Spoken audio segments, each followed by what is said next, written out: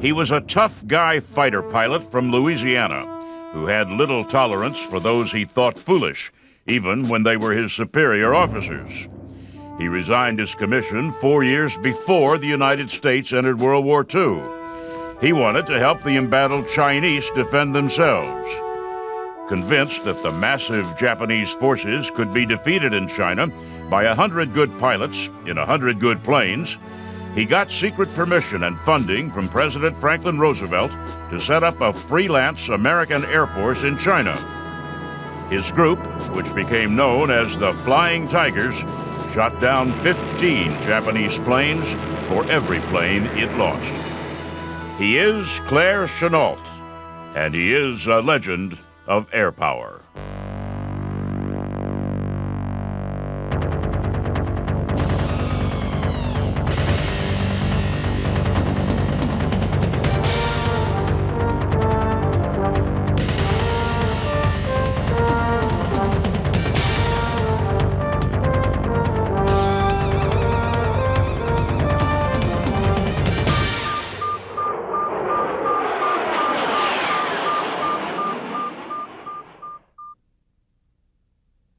Claire Lee Chennault was born in Commerce, Texas in 1890, according to his official Air Force biography, or 1893, according to recent scholarly research. He was raised in tiny, waterproof Louisiana and spent his boyhood hunting, fishing, and learning self-reliance in the forests and bayous that surrounded his home. Unlike most of his peers, he attended and graduated from college. He might have spent his life as a teacher, except that World War I intervened. Swept up in the patriotic fervor of the times, Chennault enlisted in the Army. Had an interest in flying, joined the Army during the First World War, but didn't really get to see any combat and didn't even become a pilot until after the war. So he became a pilot, but too late to participate in World War I. He got his wings in 1919 and started his career in one of the hardest periods in American military history. The war was over, and the overwhelming sentiment of the United States was to disengage from the world. Military budgets plummeted to nearly nothing, and the few officers not mustered out spent all of their time trying to justify their paychecks to a disinterested public. He believed in aviation, and at that time it was not a popular thing because the Air Force was under the Army, and it was not an Air Force. Military pilots became little more than officially sanctioned barnstormers, traveling around the country and risking their lives to convince the public and their own commanders that aviation had a future. Chennault's contribution was 3 men and a trapeze, the first Air Corps flight demonstration team.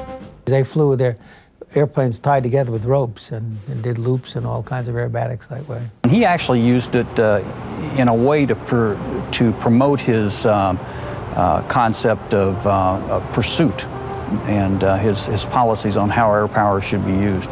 But no matter how many distance and speed records the flyers broke, no matter how many ships they sank or precise maneuvers they perfected, the fact remained that the generation in command had come of age on horseback. They believed that air-to-air combat was a gimmick destined for irrelevance, and only grudgingly accepted that large bombers might have a place in battle. Chennault took every opportunity to argue the case for fighters, saying that air superiority was the most important factor in modern battle. Chennault advocated a concept he called defensive pursuit, the interception of bombers by small fighters willing to venture out over enemy territory. Defensive pursuit basically means keeping the enemy away from your own soil. You know, you fly out and intercept them before they get to you. You know, you take the fight along with the bombers to escort them into hostile territories. In a time of extremely tight budgets, the Army Air Corps had decided to concentrate on bombers. Chennault, then only a major, took over as the Army's Chief of Pursuit Training in 1936 and made defensive pursuit the centerpiece of fighter pilot training. In effect, he was teaching that official Air Corps doctrine was wrong. In his tactical lectures, you could tell that the guy had been there and done that, you know. He just, he was the kind of guy that just exuded confidence. Tend to butt heads with the people around him, particularly his superiors.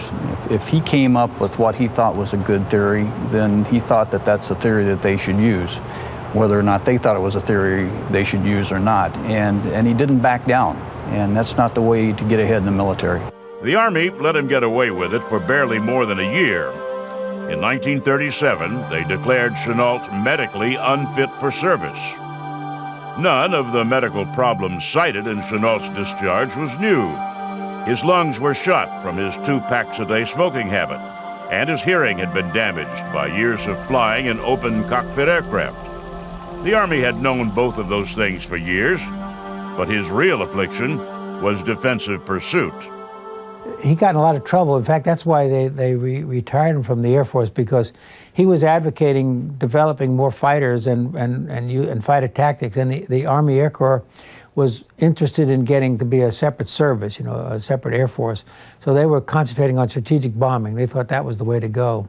And they didn't want to hear that fighters could shoot down bombers and bombers needed escort and all that stuff. In a fit of pique worthy of a petulant teenager, Chennault packed his bags and headed for China, as far away from his tormentors as he could get. The Japanese had invaded. Chennault saw the war as both an adventure and a chance to prove his rivals wrong about defensive pursuit. And prove them wrong he did. The Japanese used large, slow bombers to destroy Chinese cities and troop concentrations. Because the Chinese had no Air Force to speak of, the Japanese didn't bother with fighter cover. The Japanese, who had been basically chewing on the Chinese heels for 40 years at that point, were basically having free reign of the air and destroying Chinese towns, industrial facilities, population centers, and they really had no defense. So Chennault was able to come over and advise the Generalissimo at that time how to defend against them. Chennault arrived in China and announced that if he could get 100 pilots and 100 good fighter planes, he could defeat the Japanese using the defensive pursuit technique the Army command had rejected.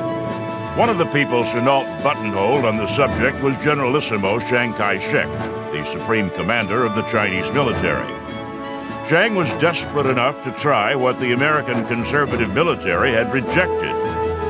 He put Chennault to work, assembling a small, fast air force that could defeat the Japanese bombers.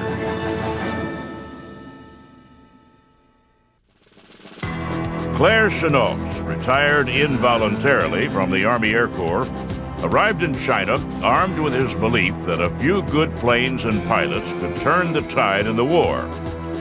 What he found appalled him. The Chinese Air Force was still flying biplanes, and their pilots were nearly untrained. In a single day, Chennault watched 5 supposedly combat-ready pilots crash on routine landings or takeoffs. He knew the job he had volunteered to do was bigger than he had imagined. When he went to China, he only intended to stay for 3 months. But then, of course, he saw the Japanese, the bombing Shanghai and the massacre in Nanjing, and then the Chinese people sort of urged him to stay on. Chennault, through friends, appealed to President Roosevelt for permission to recruit American pilots to fight in China. Roosevelt, looking for politically manageable ways to contribute to the war, quickly approved the project. Chennault's first effort, the 14th Volunteer Squadron, was a nearly complete failure. He recruited the conveniently available pilots, not the most qualified. He outfitted his hard-drinking mercenaries with the only aircraft available, outdated Chinese fighters. After a few missions, it was clear even to Chennault that he would have to start over. The Japanese kept winning, bombing Chinese cities at will and inflicting horrible tortures on conquered civilian populations. Chennault knew that if he was going to make a difference in the war, And if he was going to prove that defensive pursuit had a future in aviation, he needed good planes and good pilots. And that meant going back to the United States. He told Chaing-kai Shek that his only hope was to buy new planes and man them with competent pilots recruited from the United States. Chang was by nature suspicious of Westerners, but Chennault was one of only a handful of Westerners who seemed to care about the Chinese, and that commitment won the Generalissimo's trust. I think it was a personality thing. Chaing-kai Shek was, I think, of an awe-type relationship with Chennault, and their personalities just seemed to mesh. And I think that he appreciated the qualities in Chennault that perhaps the U.S. military hadn't appreciated up to that point. In 1940, Chang dispatched his brother-in-law and Chennault to Washington. With war building around the world and Lend-Lease orders piling up in American factories, just finding the aircraft was a challenge. But in Washington, Chennault tracked down a shipment of P-40s that had been rejected by the British. The P-40 in those days was really not ready for combat. It didn't have bulletproof tanks, it didn't have armor plate, it didn't have a lot of equipment in it that it needed if you're really going to fight. Our guns would fire and the airplane would fly, but there were many changes made to the P-40 before we actually started combat in it. No matter, the planes were available. Chennault took his Chinese escort to Bowling Field for a demonstration. Johnny Allison, then a young Air Corps pilot, put a P-40 through its paces for the Chinese delegation. We got in out of the wind, and the Chinese began to excitedly talk to General Chennault, and that's when one of them said to General Chennault, well, what we need is 100 of those airplanes. And that's when Chennault looked at the general and he said, no, that's not what you need. And he tapped me on the chest. He said, you need 100 of those. Chennault got his planes and recruited his pilots and headed back to China to set up his American volunteer group. Well, the AVG was a way to bring the American military under the guise of a civilian force into the war in China against the Japanese before we had really declared war on the Japanese. Chang got his Air Force. Roosevelt got a war that would tie up more than 1 million Japanese troops. And Chennault got a chance to prove himself. Chennault's flyers did not start out as an elite. Many had flown nothing but basic trainers, and others were more interested in flying airliners than fighters. But lured by the money, $600 a month, plus a bounty for any Japanese plane shot down, and the adventure of fighting in exotic China, they signed up. Well, my attraction, I'd heard Daddy talk about that part of the world, you know, and it's just kind of intriguing. It took a long time for Chennault's pilots, planes, and support personnel to make their way to China. As they trickled in, Chennault drilled them mercilessly. He was not about to send his men into battle as ill-prepared as the Chinese. Along with all the standard flight training, he drilled them on the architecture of Japanese aircraft, so the pilots would know the Japanese weak point. But mostly, he trained them in his own tactical theory, preparing them to disrupt the Japanese bombers by intercepting them before they reached their targets. We were better trained in one way. The Japanese pilots, the only weakness I saw as far as handling an airplane and everything, the Japanese were superb. They really were good. But they were so regimented that once you break up any plan that they have, they don't have the capacity to accommodate to new situation. And that was the weakness I saw in them. It was during this period that the American volunteer group started painting their planes with fiercely bared teeth. The design was cribbed from photos of fighters in an Indian magazine. The paint job wasn't anything the AVG took special note of. In fact, part of Chennault's strategy was to repaint the planes almost every mission, so the Japanese would be fooled into thinking there were more Americans in China than there really were. While Jimmy Doolittle's Raiders usually get credit for striking the first American blow on Japan, in fact, it was the American Volunteer Group. On December 20th, 1941, 2 weeks after Pearl Harbor, Chennault sent 2 AVG squadrons to attack a flight of 10 Japanese bombers near the city of Kunming. It was the first application of Chennault's strategy of defensive pursuit. The Americans, far from home and farther out of the limelight, shot down 3 or 4 of the bombers, accounts vary, and lost only a single P-40, which ran out of gas and crash-landed. Up to that point, the Japanese had been allowed to just basically bomb at will anywhere they wanted to in China. So it did kind of draw a line in the sand and keep the Japanese at bay. It wasn't long before word trickled back to the American public about the American Volunteer Group. The early months of the war were difficult for the United States, with few victories to celebrate. In that environment, the AVG made great press. Dubbed the Flying Tigers by reporters, they were a small group of renegade flyers under the command of a maverick officer. Volunteers all, they fought not for glory, but for good, and became real-life cowboys fighting real-life Indians. The Flying Tigers, who did not refer to themselves by that name, quickly captured the imagination of the public. You know, they were kind of the people that you wanted on your side. You didn't want them on the other side against you. And I think that pretty much sums up Chennault's personality and probably his whole career. You know, he was a success because he had the right ideas and he pressed it. Chennault's obsession with training and his doctrine of defensive pursuit were amazingly successful. After a string of stunning defeats, the Japanese were forced to transfer hundreds of fighter aircraft to China. While that reduced the number of fighters in other theaters, it posed a problem for Chennault. Despite all the great press, he commanded a remarkably small force. And despite their great record, they were flying P-40s, which were already outdated. The Japanese arrived with faster, lighter, more maneuverable fighters and pilots who were already battle-tested. The only way for the Tigers to survive was to maintain rigid discipline and follow Chennault's tactics without fail. They hit and ran, swooping down from out of the sun, blowing a path through the Japanese formations without ever slowing down. The Japanese didn't have time to react before the Americans were gone. But we just did high-speed passes, fired at them, pulled out, and came back again and tried to fire at them again. We didn't try to get in a turn with them because you couldn't turn with them. Chennault's volunteers struck so quickly and in so many places, the Japanese intelligence concluded that Chennault had several hundred more planes than he really had.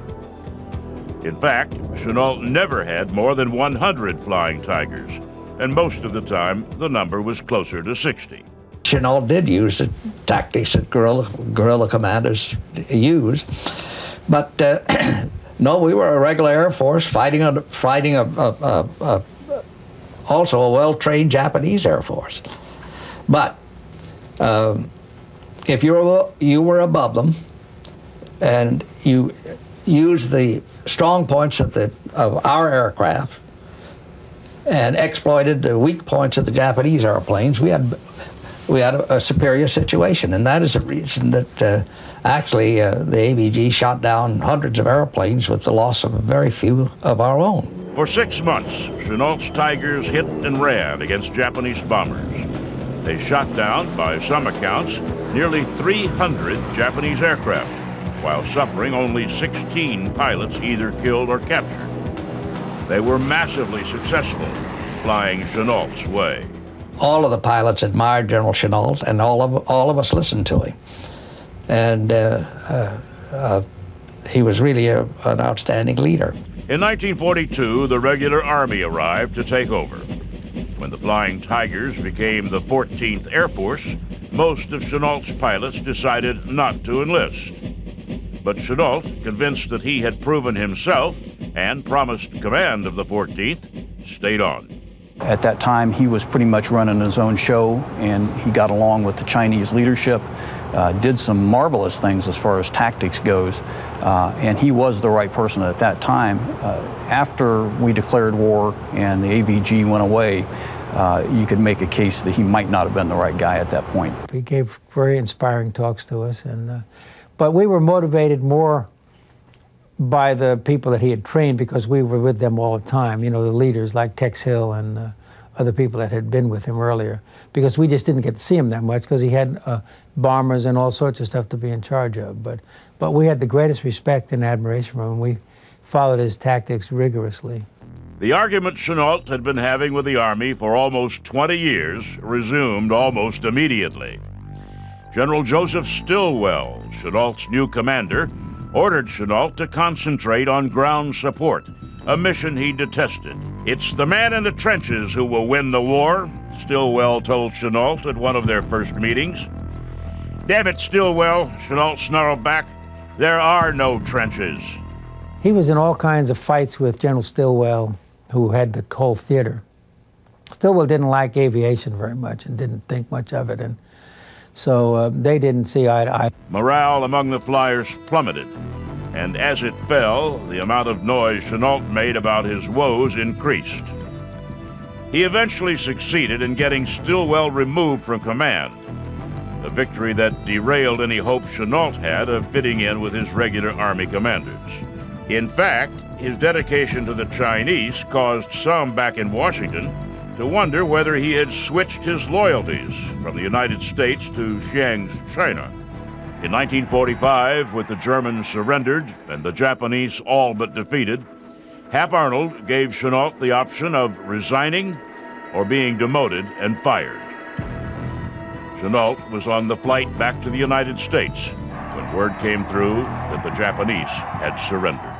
In a way, he was punished for his success, but probably more to the point, he was being punished for some personality traits that his superiors perceived in him. Chennault didn't stay away from China for long. In 1946, he returned, again as a civilian, to set up Civil Air Transport. Supposedly a civilian airline, it later became a cover for an enormous CIA logistical operation, and years later reappeared in Vietnam as Air America. Chennault returned to the United States once and for all in 1950. His doctrine of defensive pursuit had become the status quo. Nonetheless, it wasn't until 1958 that the Air Force admitted that it might have been wrong about Chennault. On July 18, 1958, the Air Force promoted him to Lieutenant General. He died 9 days later.